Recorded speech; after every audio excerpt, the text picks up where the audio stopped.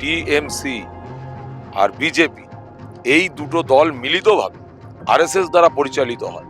মমতা ব্যানার্জি এবং নরেন্দ্র মোদী দুজনাই ভয় পাচ্ছে। সারা পশ্চিমবাংলায় জানে উত্তর 24 পরগনার যে শাসন থানা এবং সেই শাসন থানার এলাকার বিভিন্ন পঞ্চায়েতগুলো, বিভিন্ন গ্রামগুলো, বিভিন্ন বুথে কি ধরনের সন্ত্রাস হয়। আমি 2021-এ নির্বাচনে প্রতিদ্বন্দ্বিতা করেছি, অতএব আমিও হাড়ে হাড়ে জানি। সেই জায়গায় দাঁড়িয়ে আমাদের ইন্ডিয়ান সেকুলার ফ্রন্টের একজন বলিষ্ঠ নেতৃত্ব এবং হাড়োয়া বিধানসভার যিনি অবজারভার, তিনি পার্টির কাজে বেশ কিছু ছেলেদেরকে নিয়ে হাড়োয়া বিধানসভা, হাড়োয়ার যে থানা আছে সেই থানাতে ডেপুটেশন দিতে যায়। ডেপুটেশন দিতে যাওয়ার পর সেখান থেকে বাইরে বেরিয়ে এসে তার সঙ্গে যে ব্যবহার হয়েছে এটা কোনো মতে মেনে নেওয়া যায় না। থানা কার পয়সায় চলে? তৃণমূলের পয়সায়? থানা কোনো কর্পোরেট বিজনেসম্যানদের পয়সায় চলে নাকি? না মাটি মাফিয়াদের টাকায় চলে? থানা চলে জনগণের ট্যাক্সের টাকায়। অতএব এই থানায় একজন গরিব, অসহায়, নিপীড়িত, লাঞ্ছিত, বঞ্চিত ওই থানা এলাকা সহ সারা উত্তর 24 পরগনায়, অল ওভার বাংলার প্রত্যেকটা মানুষের যাওয়ার অধিকার আছে। এরা সেই অধিকারটাকে হরণ করতে চাইছে, এটা কিছু মতে মেনে নেওয়া যায়? এবং একজন ডেপুটেশন দিতে যাবে, গিয়েছে দুটোয়, বার হচ্ছে 6টায়। কোন রাজ্যে বসবাস করছি আমরা?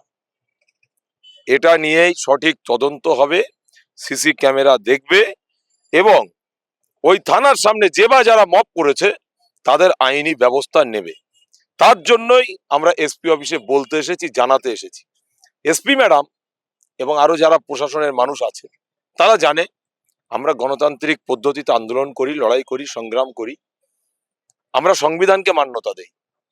অতএব এই সংবিধান বিরোধী কাজ হবে, এসপি ম্যাডাম জানবেন না, এটা তো ঠিক নয়। অতএব আজকের এসপি ম্যাডামকে জানাতে এসেছি, বারাসাত এসপিতে ডেপুটেশন দিতে এসেছি। হবে তো? তৃণমূলের, বিজেপির এবং যত বিধায়ক আছে, তৃণমূল বিজেপির যত বিধায়ক আছে, যত নেতা আছে, মন্ত্রী আছে, বুথ লেভেলের কর্মী আছে, তৃণমূলের এক কথায় কর্পোরেট বিজনেসম্যান, টিএমসি আর বিজেপি এই দুটো দল মিলিতভাবে আরএসএস দ্বারা পরিচালিত হয়। অতএব এই কর্পোরেট বিজনেসম্যানদের ভয় পাচ্ছে শাসক, ভয় পাচ্ছে কেন্দ্রীয় শাসক এবং রাজ্যের শাসক মমতা ব্যানার্জি এবং নরেন্দ্র মোদী দুজনাই ভয় পাচ্ছে। কাকে? পীরজাদা নওশাদ সিদ্দিকী সাহেব। কেন নওশাদ সিদ্দিকী? তিনি প্রত্যেকটা বিধায়কের, প্রত্যেকটা এমপির ঢোল পিটিয়ে দিচ্ছেন, আসল সত্য জানিয়ে দিচ্ছেন।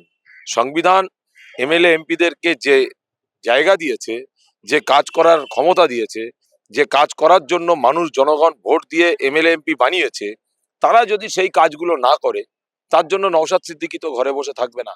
একটা একদম গোদা বাংলায় যেটা বলে, সাদামাটা ভাষায়, মারবে যত বাড়বে তত।